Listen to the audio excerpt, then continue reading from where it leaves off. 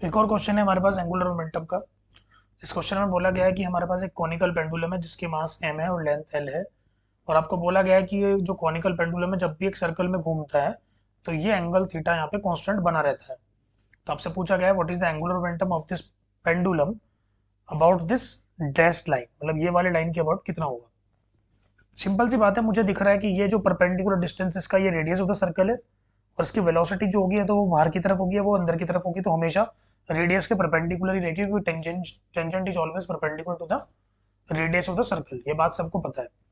तो सिंपल सी बात है, इसका एंगुलर मोमेंटम लिखना बहुत आसान होता है, that is M V are.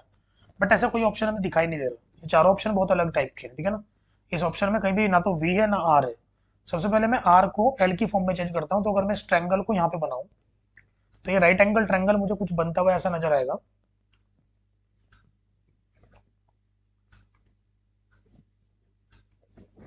ये एंगल थीटा दिख रहा है, ये लेंथ एल है, और ये रेडियस आर है। तो अगर मैं यहाँ पे एक फॉर्मूला लगाऊं, cos theta is equals to, cos theta का फॉर्मूला लगा सकते हैं कि अ, अगर ये इसको मैं कुछ भी मान लूँ, एच हाइट मान लूँ, तो एच बाई एल, और साइन थीटा का फॉर्मूला लगा सकते हैं आर बाई एल। तो हमें तो रेडियस चाहिए, तो रेडियस की वैल्यू आ गई एल साइन थीटा। अगर मैं इस रेडियस की वैल्यू को यहाँ पे पुट कर दूँ तो angular momentum will be equals to L equals to M V L sine theta. अब मुझे v को भी यहाँ से हटाना है। v को कैसे हटा सकते हैं, सबसे पहले हम लोग वेलोसिटी की वैल्यू अगर निकालनी है तो हम लोग इसका एक फ्री बॉडी डायग्राम बनाते हैं मास m का। अगर मास m का मैं फ्री बॉडी डायग्राम बनाऊं तो ध्यान से देखिए मास m पे कौन कौन सी फोर्सेस एक्ट हो रही है। तो सबसे पहले एक नीचे की तरफ एक फोर्स लग रही है mg, ऊपर की तरफ फोर्स लगेगी, टेंशन के दो कंपोनेंट जाएंगे, एक टेंशन इधर लग रहा होगा, ये एंगल थीटा होगा, तो ऊपर की तरफ जाएगा टी कॉस थीटा और अंदर की तरफ जाएगा टी साइन थीटा। अब टी कॉस थीटा एमजी को बैलेंस कर रहा है और टी साइन थीटा किसको बैलेंस कर रहा है, एक सेंट्रीफ्यूगल फोर्स को, that is M V square by are.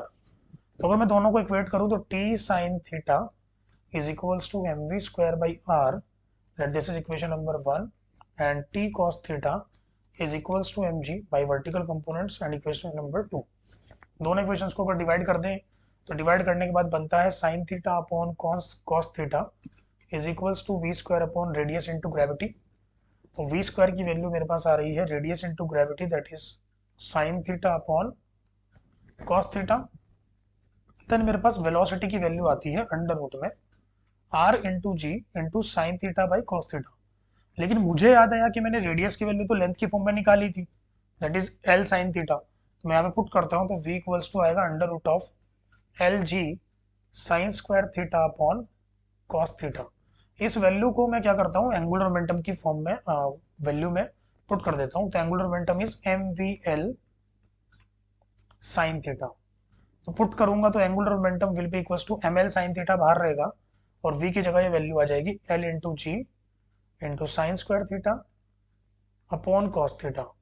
अब मैं इन सारी वैल्यूज को उठा के अंदर लेके जाता हूँ अंडर रूट में, तो क्या बन जाएगा अंडर रूट में m अंदर जाएगा तो एम स्क्वायर, एल अंदर जाएगा तो L square into L, L cube into G into sine अंदर जाएगा तो साइन स्क्वायर साइन की power 4 theta upon cos theta. तो मतलब ये हमारा एंगुलर मोमेंटम का वैल्यू आया, और यही हमारा ऑप्शन में मिलेगा, and that is second option is correct. I hope सबको समझ में आ गया होगा। Thank you.